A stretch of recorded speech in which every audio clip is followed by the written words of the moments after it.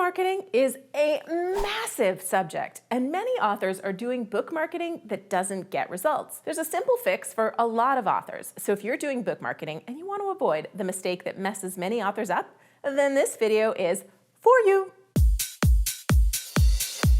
Hey there, I'm Julie the Book Broad, founder of Book Launchers, a fabulous self-publishing services firm where you're getting the service of a publisher, but you're the CEO and control the content, keep all rights and all royalties. One of the big things with our service is providing marketing strategy and marketing tactical execution. And in doing that, and in speaking with a lot of authors who need help, I can tell you one of the big challenges authors face is matching their marketing tactics with their marketing strategy. Many authors are doing the all-important work of brand and platform building. They're getting on podcasts, they're doing outreach to get speaking gigs, they're connecting with reviewers. All of these tactics are vitally important in the long run for your book and your brand's success. If you're like most nonfiction authors, you're writing the book with a bigger purpose than just book sales. At least, let's be real, I hope your singular goal isn't to make a living off one book. There are very few authors that generate most of their income from one book.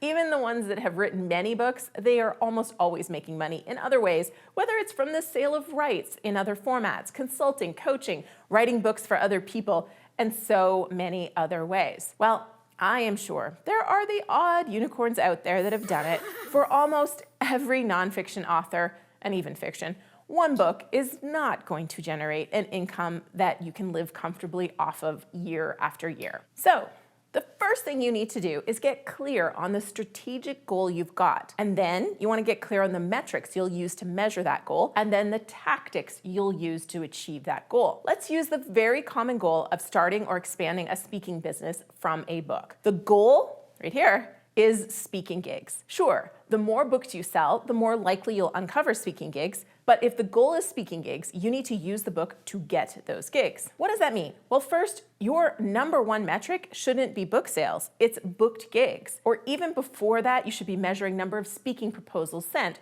or number of exposures to people who can book speakers. Do you see how that's a different metric than book sales? What you measure matters, because if I'm measuring exposures, speaking proposals, and booked gigs, my tactics and efforts are going to be put more towards using my book to get those numbers up versus focusing on book sales. In other words, I'm going to be looking for podcasts that focus on the problem I'm solving or the audience I'm helping, but I'm also going to be looking for associations or groups to speak locally or virtually in front of, possibly using a chapter from your book that may open up that opportunity. I'm going to be looking around for conferences that have breakout room speakers, and I'm going to be using the content in my book as opportunities to speak and credibility for my proposals. If I'm an established speaker, I'm using the book as a reason to reach out to places that have booked me in the past. I'm refreshing my speaking materials with the book. I'm contacting places that paid me in the past with an offer to get a copy of my book for everyone in their organization or at their event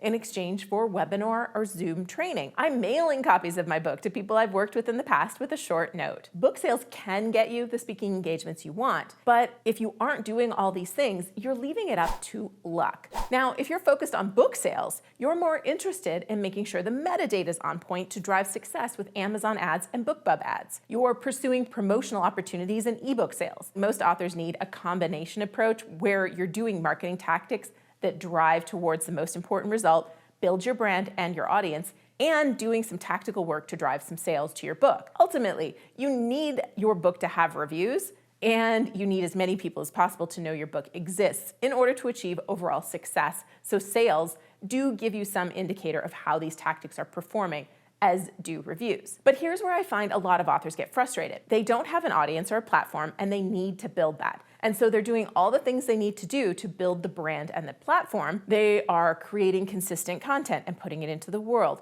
They're getting in front of other audiences with articles, video, audio interviews, newsletter swaps, and they're networking as much as they can. But they're watching book sales, wondering why the needle is only moving slowly each month. Measure the thing that matters the most and focus on the tactics that will move the needle on those things. For most nonfiction authors, book sales are a bonus. What matters are reviews, new clients, new leads, influencer connections, opportunity to get in front of other audiences through media, speaking, podcast interviews, articles, platform growth, whether that is your email list, your social media, or more. Do a variety of things. Drive sales to your book, but measure success on what's going to matter the most in 2 to 5 years. When books launch to a large boom, it's almost always because of 5 to 10 years of audience building before that happened, before the book launch. When you haven't done that, you're using the book to build it. Having the book is a bit of a shortcut, but don't mistake a shortcut with instant. The authors that launch a book with a specific goal need to invest in making that something, that specific goal,